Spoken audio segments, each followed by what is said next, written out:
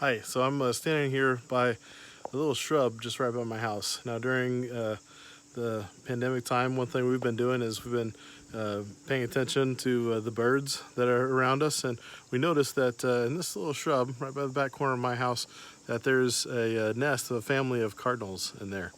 And that made me think of a parable that Jesus said about the kingdom of God. He said, is like a mustard seed, which is the smallest of all seeds. And now it's not actually the smallest of all seeds, but it's pretty small. And he said, and it grows into the greatest of all, and this is my favorite part, he says it grows into the greatest of all shrubs. He doesn't say the greatest of all trees, the greatest of all shrubs. And a mustard bush is just a bush, it's a scraggly little thing, doesn't get very tall.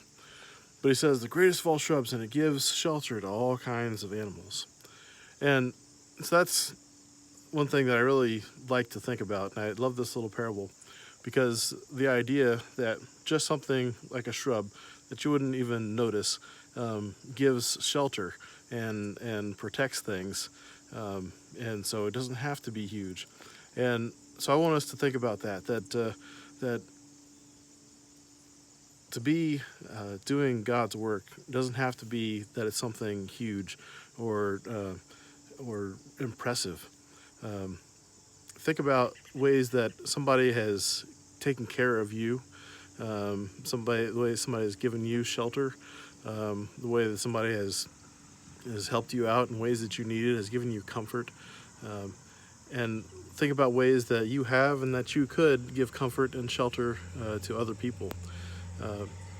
This is the work of God, giving comfort and protection and shelter to those who need it.